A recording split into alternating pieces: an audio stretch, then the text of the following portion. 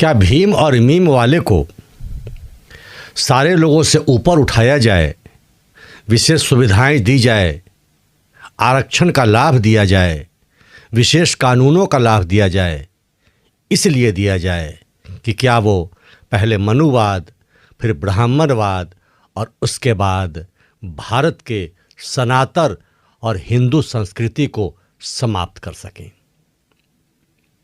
नमस्कार मित्रों, मैं शैलेश और शैलेश की बात में आपका हार्दिक स्वागत है। अभी यूजीसी पर बहुत हंगामा मचा है और नरेंद्र मोदी की सरकार ने जो कानून लाया है उस पर सुप्रीम कोर्ट ने स्टे लगाया है। लेकिन यह एक ऐसे घी का काम कर गया जो अग्नि को बहुत तेज प्रज्वलित कर गया और बहुत सारी बातें निकल कर आ रही है।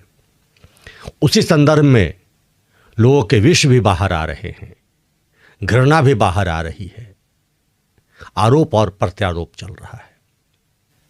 और मैंने प्रारंभ में कहा कि क्या भीम और मीम जो लोग अपने को कहते हैं और आर्मी संगठित कर रखा है या उस विचारधारा से आते हैं, उन लोगों के मन में कौन कौन सी बातें निकल रही है और क्या वो सनातन संस्कृति के लिए, हिंदू संस्कृति के लिए खतरा पैदा नहीं कर रहे।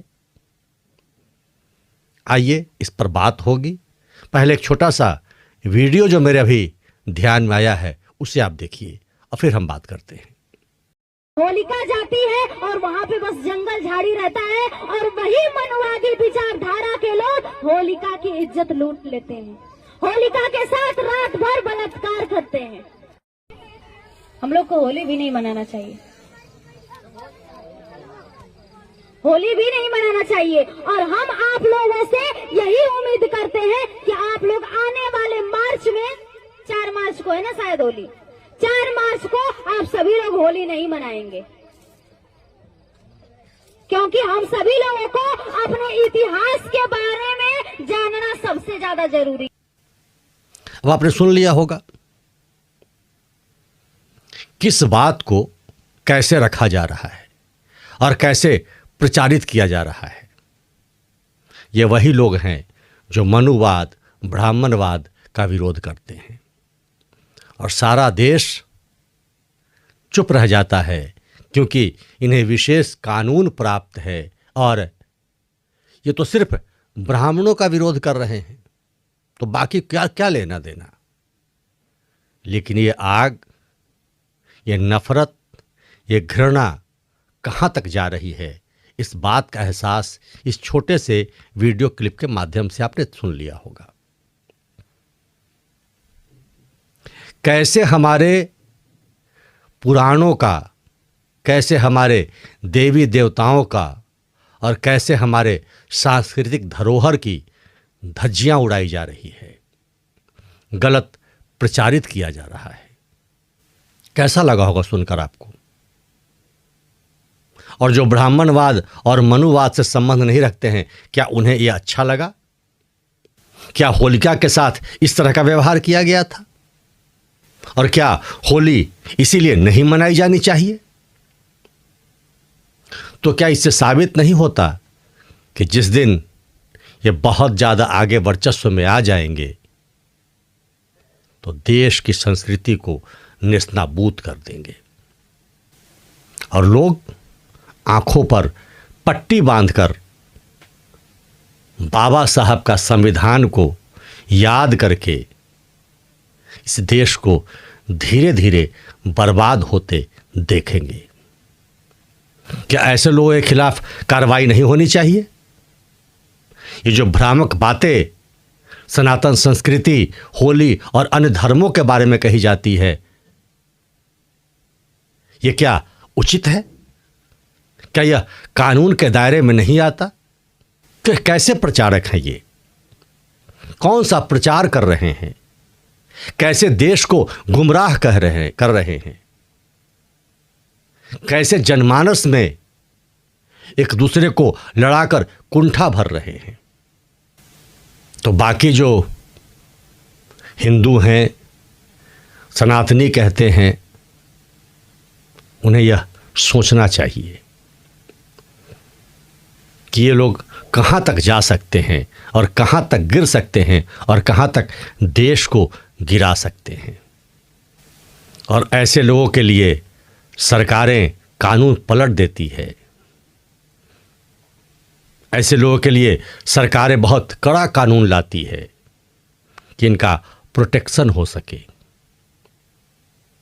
ताकि ये ज़्यादा से ज़्यादा जहर उगल सकें और उगल करके देश को, देश की संस्कृति को हानि पहुंचा सकें, क्षति पहुंचा सकें। हाँ, लेकिन एक बात मैं और कह दूं कि ये लोग बहकाने वाले लोग हैं, जिन भोले भाले लोगों को बहका रहे हैं।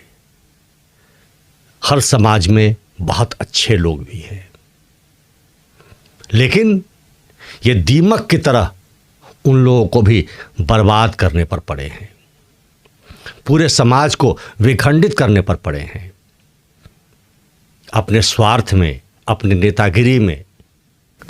और ये विष क्यों निकल रहा है? क्योंकि यूजीसी पर बहुत सारे जो सामान्य वर्ग और ब्राह्मण संगठन हैं, वो अपना विरोध अपने हक के लिए लड़ रहे हैं। अपने हक के लिए बोलना और दूसरे के विरोध के लिए बोलना, दोनों में बहुत फर्क होता है। यूजीसी का जो विरोध कर रहे हैं वो किस वजह से कर रहे हैं? किसी को सुविधा मिले इससे, इसका विरोध नहीं कर रहे वो। हम पर कोई गलत आघात ना करे, हम पर कोई गलत आरोप न लगाए, हम जिससे परेशान न हो, हमारी निशानी मिट जाए, इससे बचने के लिए इस कानून का विरोध कर रहे हैं। सबके लिए समान कानून कर देते, क्या दिक्कत है इसमें? लेकिन सामान्य वर्ग सिर्फ अपने बचाव के लिए विरोध कर रहा है, जबकि अन्य वर्ग दूसरे को दबाने के लिए विरोध का सहारा ले रहा है। यह कह रहा है कि इस कानून को लाना चाहिए क्योंकि हम दूसरे को दबा सकें, और दबाएं, फिर होलिका के बारे में ऐसा बताएं, और होलिका के बारे में बताने के बाद फिर होली न मनाएं और पूरे भारतीय संस्कृति को विनाश कर दें। और कहते हैं कि हिंदुत्ववादी सरकार है, और यह सरकार ऐसे लोगों को प्रश्रय दे रही है। इन्हें बहुत आगे बढ़ाकर इस देश का कल्याण करना चाहती है। इस देश का कल्याण नहीं करना चाहती, वो अपने सरकार को बचाना चाहती है, अपने सरकार को मजबूत करना चाहती है। तो वैसी सरकार किस काम का जो देश के विनाशक के साथ खड़ी हो। मैं प्रधानमंत्री जी से भी आग्रह करूंगा कि आप किस साइड खड़े हो गए और आपने किनका साथ दिया है। लेकिन यूजीसी ने एक बड़ा अच्छा काम भी किया है। जो अंदर अंदर गर्मी थी सामान्य वर्ग में, उसे एक बार फूटने को मजबूर कर दिया। और जिस बाबा साहेब अम्बेडकर के बारे में बस श्रद्धा के रूप में नाम लिया जाता था, अब उनके बारे में बहुत सारी परतें खोली जा रही है। स्वाभाविक है, जब तक मर्यादित ढंग से आप सामने वाले से बात करेंगे, उनका सम्मान करेंगे, तो वो समूह भी, वो लोग भी आपके लिए मर्यादा की ही भाषा रखेंगे। हर के जीवन में अलग अलग पहलू होते हैं, लेकिन जब आप उस समूह के लिए अमर्यादित शब्दों का प्रयोग करेंगे, तो फिर आप बाध्य कर रहे हैं कि वह उस पहलू को भी छुए जो आपके फिर दामन पर दाग लगा है। या जो लोग नहीं जानते हैं, तो आज अंबेडकर साहब को भी लोगों ने लाकर खड़ा कर दिया है और बहुत सारी बातें कही जा रही है। अभी ब्राह्मण सभा चल रहा था लखनऊ में, उसमें पोस्टर लाई गई और लहराया गया कि उन्होंने शपथ ली थी कि मैं विष्णु को नहीं मानता, मैं राम को नहीं मानता, मैं नारायण को नहीं मानता, मैं ब्रह्मा को नहीं मानता। ये ऐसे थे अंबेडकर, और उस अंबेडकर जी को, बाबा साहेब को, हिंदूवादी संगठन आरएसएस या भारतीय जनता पार्टी अपने मंचों पर बड़ा तस्वीर लगाकर एक आइकॉन बनाती है। वहां तक तो ठीक था, लेकिन जब कोई चीजें बहुत अति हो जाती है तो फिर क्षति पहुंचाती है। और अब परतें खुल रही है, विवाद का विषय हो गया, विवाद निकल कर आ रहा है। और विवाद किसने बढ़ाया? लोगों को मर्यादा लांघने की अनुमति किसने दी? एक बार विचारिएगा जरूर। हानि सब की हो रही है, और बात निकली है तो बात तो लोग निकालेंगे। आरएसएस पर भी लोग सवाल उठा रहे हैं और कह रहे हैं कि जो संगठन कहती थी कि हिंदुओं के लिए काम करती है, संगठित करती है, वहां बाबा साहब अंबेडकर जो कि हिंदू देवी देवताओं के घोर विरोधी थे, उन्हें मंचों पर सजाया जा रहा है। अब लोग कह रहे हैं तो बात तो चलेगी। और हां, ये भीम वाले जो चंद्रशेखर रावण, एक उनका वीडियो आया है, खमेनी साहब के लिए बहुत आंसू छलका रहे हैं। ईरान के सुप्रीमो जो मारे गए, ठीक है, ये अंतर्राष्ट्रीय स्तर के युद्ध हैं, अमेरिका की दादागिरी चल रही है, लेकिन खमेनी साहब के लिए तो बिल्कुल आप रो रहे हैं। पहलगांव में जब हमारे निर्दोष भारतीयों की हत्या हुई थी तो क्या इस तरह के आंसू चंद्रशेखर रावण के आंखों से टपके थे? ये भीम और मीम आर्मी वाले क्या इसी तरह से रोड पर आए थे? नहीं ना।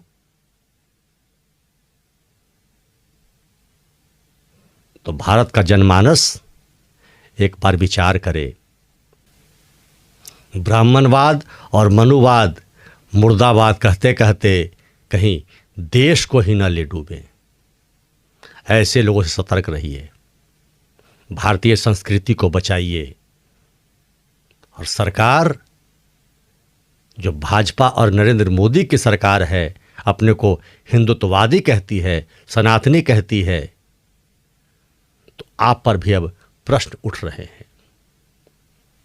राष्ट्रीय स्वयंसेवक संघ पर भी प्रश्न उठ रहे हैं, और प्रश्न उठना वाजिब है, क्योंकि किसी को जब आप बहुत दबाने का प्रयास करेंगे तो वो तो सारी बातें, सारे राज, सारी मर्यादाएं भूलकर सामने रख ही देगा। चैनल को सब्सक्राइब नहीं किया तो सब्सक्राइब करें, लाइक करें, शेयर करें। और पुनः सनातन हिंदुत्व जिंदाबाद था, जिंदाबाद है और जिंदाबाद रहेगा। बहुत बहुत धन्यवाद। जय जय श्री राम।